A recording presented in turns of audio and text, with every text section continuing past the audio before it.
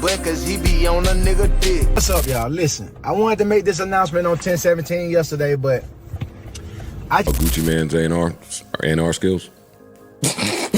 Yo, what happened?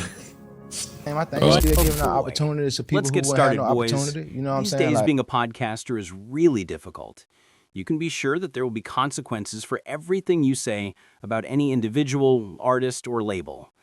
Now, that was only 12 hours ago that I was praising Gucci for being straight and narrow. Please make sure you all go view the video from last night if you haven't already. Still giving out However, Gucci dropped a book today. In addition, he released an album to accompany it. He is narrating stories about his life and the street life in what are known as episodes. I suppose Gucci still harbored some animosity towards Joe Budden from 2 years prior, so much so that he slammed him on the album's record. I won't lie to you people anymore. I was definitely unprepared for this one.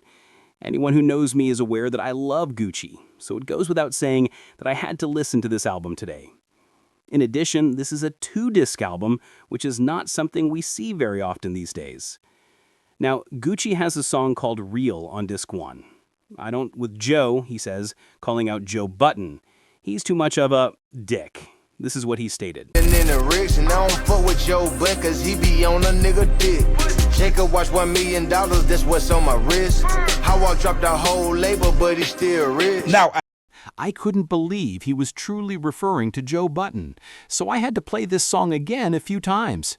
Generally speaking, Joe doesn't discuss Gucci much on his program. To his credit, Gucci has also kept to himself and remained out of the way. The man seldom ever posts anything on social media. When Gucci dropped everyone on his label, that was the last time we heard from him. what's up, y'all? Listen, I wanted to make this announcement on 10/17 yesterday, but I just seen like my statement, my P&L with all my artists. You know, it's almost like a whole bunch of shake-up and it's a whole shit show in the industry right now. But when I look at my P&L and me being a businessman, I think that I'm gonna have to release almost all my artists except for Pooh Shiesty and Fujiano. This is a decision I didn't want to make. I thought about it, you know what I'm saying? I could keep all of them under the contract. But I said, hey, fuck it. Let's just make the unselfish decision and, let them take their talents elsewhere. And I couldn't believe he was truly referring to Joe Budden, so I had to play this song again a few times. Generally speaking, Joe doesn't discuss Gucci much on his program. To his credit, Gucci has also kept to himself and remained out of the way. The man seldom ever posts anything on social media. When Gucci dropped everyone on his label, that was the last time we heard from him. Gucci Man's A&R skills. Yo, what happened?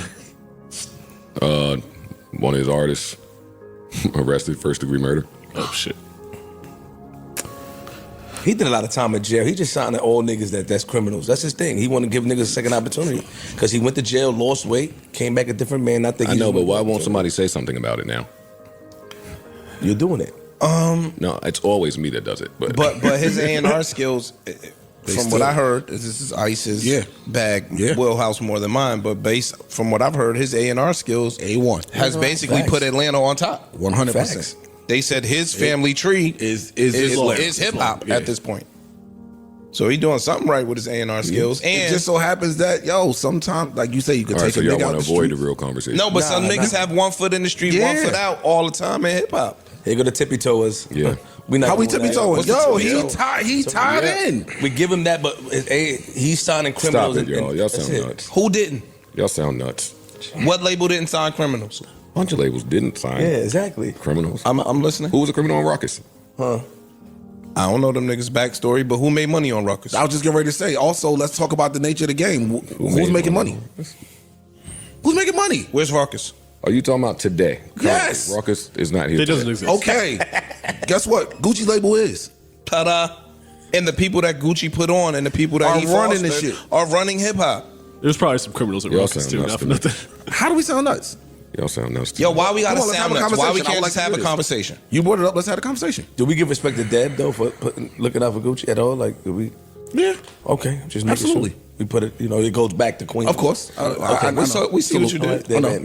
Who people are signing, how people are signing them, and why people are signing them needs to be under thorough examination from, I think, all parties involved in the music business. Why?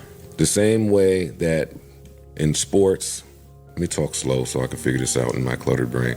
The same way in sports, last decade when injuries started happening at a rate that they had never seen before, and studies and new science showed that the game was affecting players' bodies differently, so they started coming up with all these new theories like shorten the season, or let's make the playoffs small, just whatever. Better helmets, whatever they was doing. Mm-hmm. The same thing has happened in rap in the last decade, where we have never seen this many people die. Mm-hmm. Sure. Okay. We have never seen this many shootings, stabbings, arrests, click beef, arrests, RICOs. I have never seen it in hip hop. Sure. Quite a couple. That conversation runs concurrent, well, I'm about to say, with, for me and the rest of the musicians, the death of the A&R, musicianship, the death of musicianship. Like, those are together for me. So when I say Gucci Mane's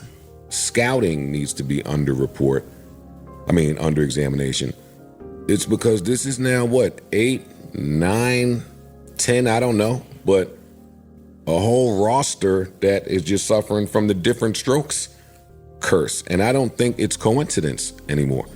So I don't think it should matter, back to the Skip argument. I don't think it should matter that I don't think communism should come before that.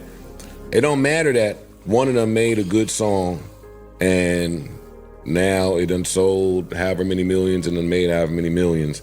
If, back to the Beach Point, if niggas don't have the information, if niggas don't really know how to move in this new space, like, life expectancy for rappers is short already, yo. For me, I'm talking about for me as a rapper, it's scary as shit out there right now. It's scary. Mm-hmm. For quite a few reasons. So what I'm saying is, but let's not quite a few reasons. I'm focusing. Cool. I'm zeroing in on one reason. Because what happens is, and we've had this talk a bunch, these niggas, I'm not tippy-toeing around this in 2023. These niggas are stupid. We're going to talk about TK right after this. These niggas sign niggas. They get their money, they take their money, they do something else with it. Now we went and bought a bunch of guns, we went and bought tanks. Now we have reasons to be in every city around the globe. We got reasons to move around with 80 and 90 people, SWAT protection. There's a reason that this shit is going on, and it ain't so music-based, but it's all in the music business, and only... Then it dawned on me. At that moment, something clicked. 2 years ago, after Joe Budden criticized Gucci Mane for essentially signing short-lived street musicians, these two men started arguing. Big Scar, one of his painters, had recently died. Peace be with you. Joe also had a really intriguing hot take, which Gucci did not find flattering. Now, Gucci did reply to Joe at the time. "I think it's unfair for him to say," he remarked. "I suppose he has a right to his viewpoint. Who else, in my opinion, will give him a chance? I'm not attempting to sign these unhelpful folks. The guys that no one wants to sign are the ones I'm signing. The men who would avoid you if you had a criminal past. I'm giving those guys a chance." Gucci eventually wanted to put it on wax, I suppose, 2 years later. And I suppose it's clear to you all why Gucci is still angry with Joe. Particularly when you sign all these street artists with poor motives, individuals who share your background. It is irrelevant to me what these guys do in their free time or what habits they have. As the CEO of the label, it is my responsibility to offer these guys record deals, and particularly when you can readily call out other CEOs of larger record labels. Gucci is now on a media run. He is conducting interviews. He is advertising his book. Therefore, it would have been awesome for him and Joe to have this discussion over a podcast. It would have benefited both parties greatly, in my opinion. However, as Gucci stated on tape, I don't with Joe Budden. Please leave a remark below. What are your thoughts after listening to the entire album? How do you people feel about Gucci making this jab at Joe? Given that this occurred 2 years ago, is it cloud chasing? Or is it fair play because Gucci is a rapper? Please leave a remark below. similar to this video. Become a subscriber to my channel. Man, I'll see you all later.